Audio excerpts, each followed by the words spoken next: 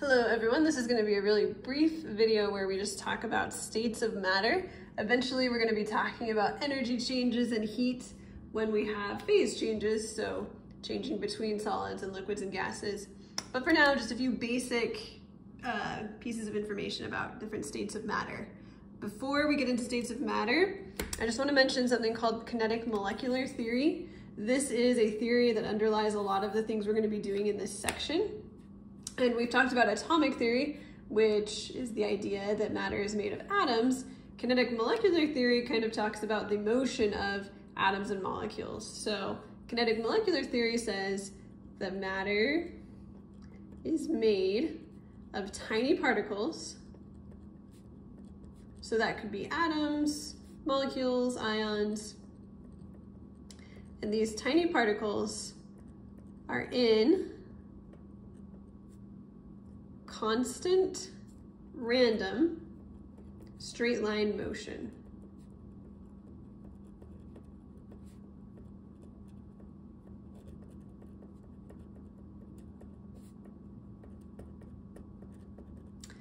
So we'll come back to this idea in a different video, but this is the theory that kind of supports all of the different things we'll be doing in this section. Now let's go over some different properties of solids, liquids, and gases. A lot of this will be a review from other science classes and just what you know from your daily experience in life. But we're just going to make sure everyone's on the same page. So let's start with solids. When you have a solid and you put it in a container, you all know the solid does not take the shape of the container. If I put this pen in a cup, it's going to still look like a pen. It's not going to take the shape of the cup. Solids also do not fill up the volume of their container. If I put this in a big box, it's not going to expand to fill up the volume of the box.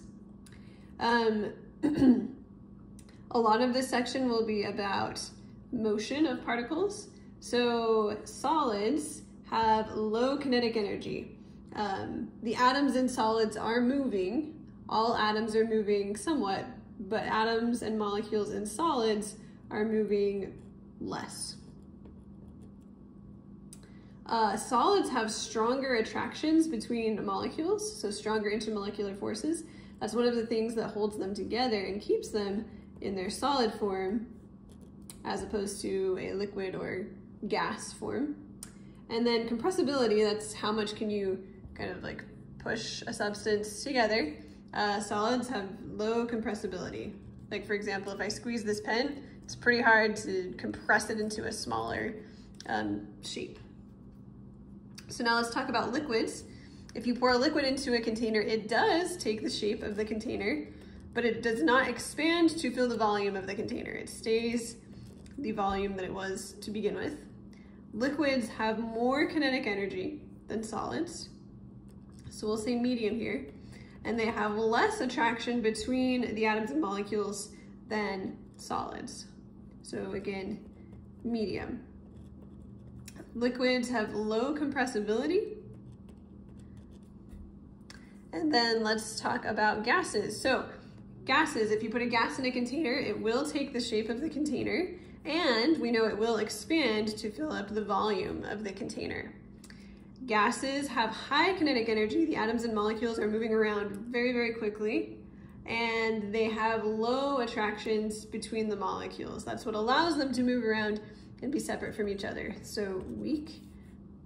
Gases are highly compressible. You can put a gas in a container and then compress the container, and the gas will easily compress. So those are just some basic properties of different states of matter.